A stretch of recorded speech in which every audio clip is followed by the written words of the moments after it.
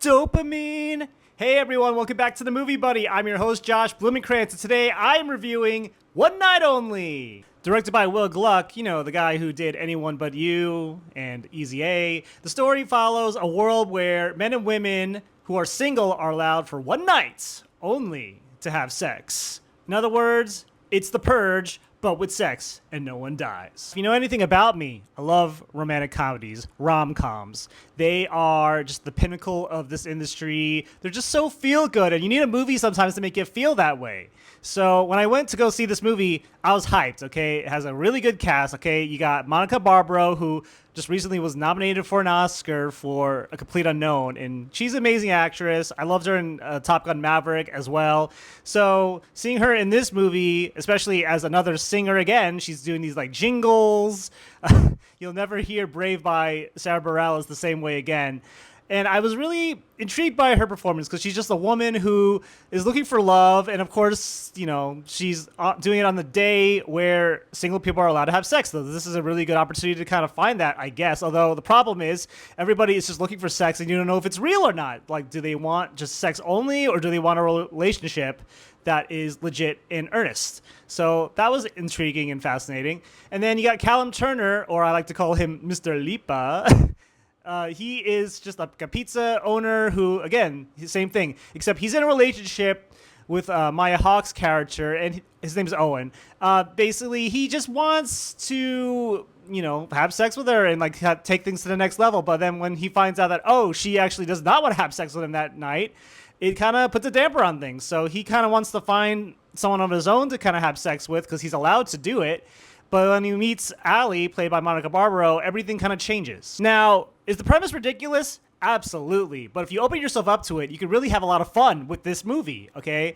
They have an explanation for why this is kind of happening, and it's cool. Like, you kind of track how single people are single and if they're having sex or not.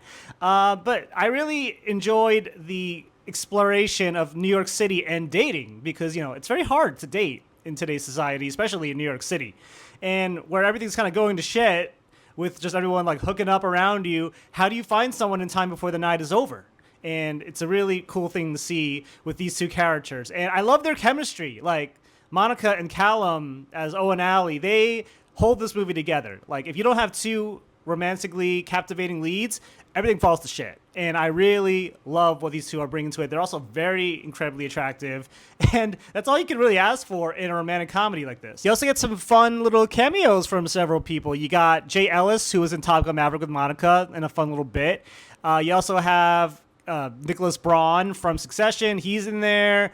And Maya Hawke plays Owen's girlfriend in this movie too. So there's a lot of like people who are popping up. And then you have the music by Este Haim, and she really nailed it because like it's such a really kind of retro, cool sounding kind of music for this movie. It's really awesome.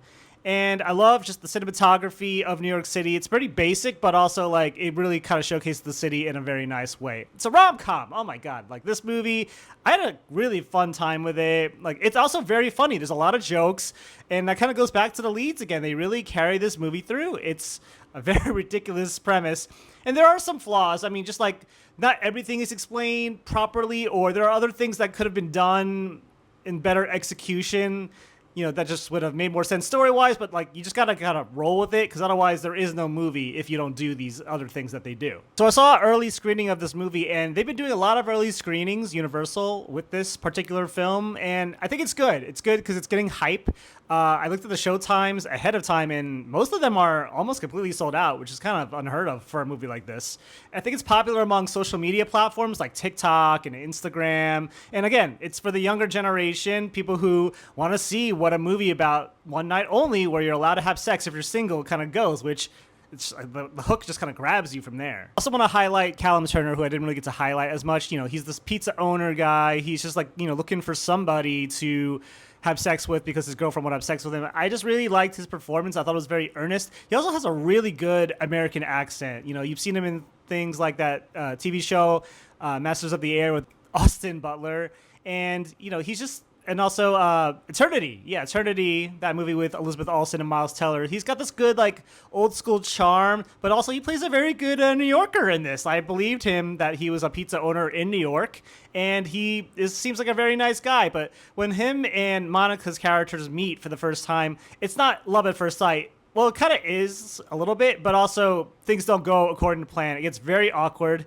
And, these two people who keep trying to get away from each other just keep coming back to each other. So I like the push and pull dynamic between these two. So if I had to give a grade for One Night Only, I'm going to give it, honestly, an 8 out of 10. I really had a fun time with it. Rom-coms are my weakness if they are done right.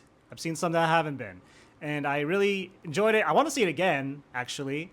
And there's no Oscar potential for this movie whatsoever, but this is still a fun movie, guys. If you have no other movies to see, I mean, if you've probably seen The Odyssey and Spider-Man a billion times, go watch this. Go support romantic comedies. I think this is going to do pretty decent at the box office.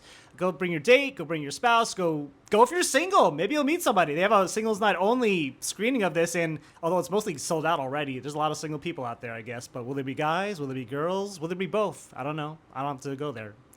But yeah, that's all my thoughts on One Night Only. Thank you so much. If you like what you heard, go and hit the subscribe button on the channel. Greatly appreciate your feedback and your support. And remember, when you go to the movies, bring your buddy and talk about movies. Until next time, people, bye.